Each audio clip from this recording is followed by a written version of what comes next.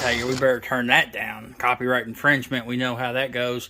This radio, by the way, my dad had two of these, or they said that there were two of them on the farm. I think they were his dad's. One of them was in the shop growing up. The other one got lost years ago. The AM died on it. He's sad because he listens to AM. I took it apart, tried to clean everything. Can't figure out why. New shop radio for me. Pretty excited about that. Alrighty.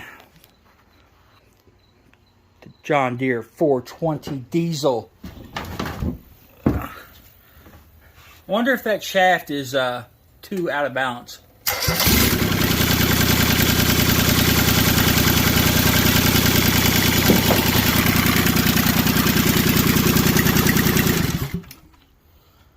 No coolant yet. Radiator will be here tomorrow. So I've got that figured out enough.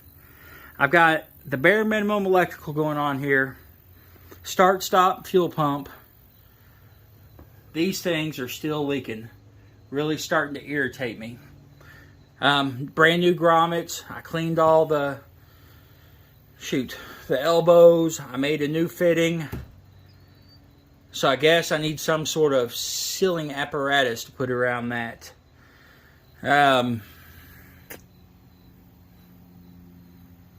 That's really about it. I think the driveline angle's good. You can see it rubbing right here. That's catching a tray. When it cools down a little bit, I might actually start it up, put a grinder right there, see if I can grind it down a little bit and polish it. I had to make a new pickup for that. I got just a piece of copper tube, stuck it in the elbow, soldered it or brazed it, whatever. Radiator and stuff will be here tomorrow, so I'd like to go ahead and get the battery tray in, but then once I do that, it's going to cock block me from getting to my hydraulics, which is going to suck. But I'd really like to have the dash tower done so I can get the hood on to close it to inspect said radiator. I don't know. I'll bring you back on that. I had to put the hood on to see if the battery was going to clear. And it does. On the original 420, this is the rear battery mount bolt. So I had to re-drill this and had to re-drill one on the other side. Man, it gets real tight in here, but I think that's okay.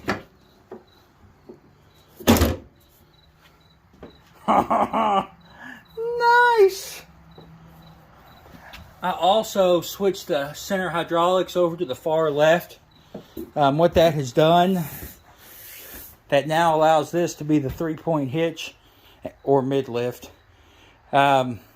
The float one is going to go to the rear hydraulics, and then the just regular up and down.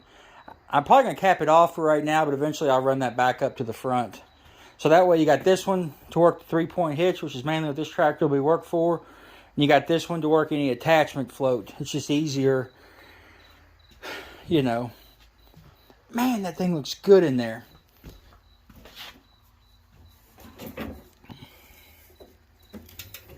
I tell you, one thing I've got to figure out are the cables. This stops it to pull that, and the throttle goes that way.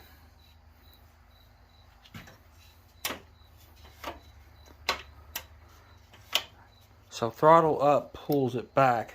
It's going to reverse my throttle, which is okay. But remember, the shield is coming around here, so I'm not going to have a ton of room. Build some sort of bracket to hold these cables, because I'll have two of them. Although theoretically I could just put a pull rod in there and just pull it out the side to reach down. I don't want to do that though. I just don't know if there's any way to switch these levers around. I'd really like to get the glow plugs hooked up before winter, but like I say, I want to at least get it running and driving just to get a general idea of it.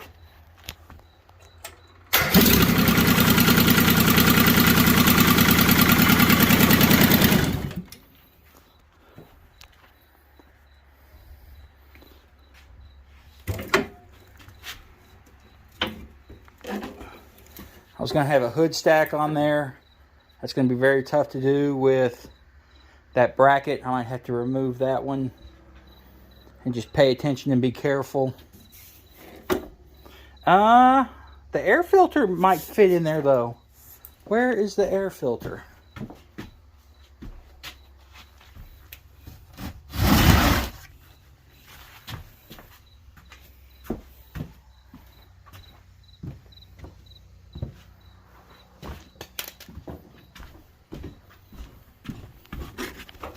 Oh!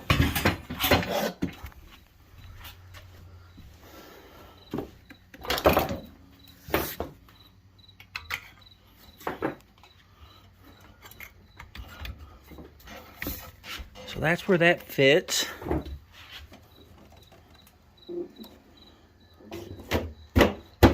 very nice. I was worried about the air filter.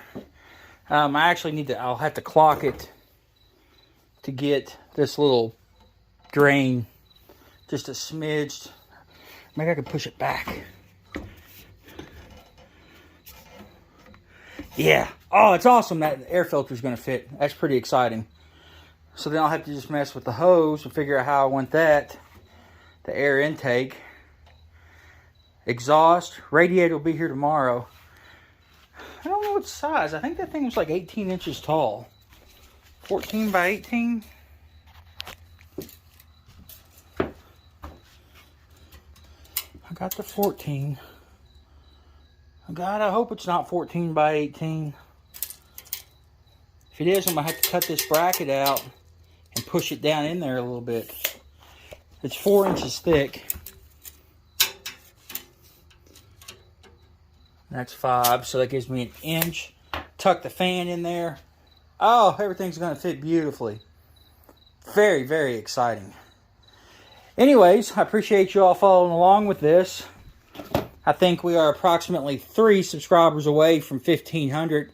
You guys are, well, just incredibly awesome. I just want you to know that. I really appreciate the comments that you guys are leaving and the conversation that we've had over some of this stuff. I know my channel's kind of scattered. You got this, and then some of the stamp stuff is doing really good. So I need to do some videos here in a month or two about stamps. Man, I can't believe the air filter fit. That's absolutely awesome. All right.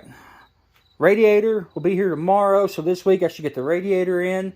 Then I have to figure out the cable for the accelerator and the kill switch. I've actually got a red pull or an orange pull cable over here. That's what color John Deere uses on our big tractors. Orange is the fuel kill. And I thought about putting it where the choke was. But like I say, I got to figure out that stuff.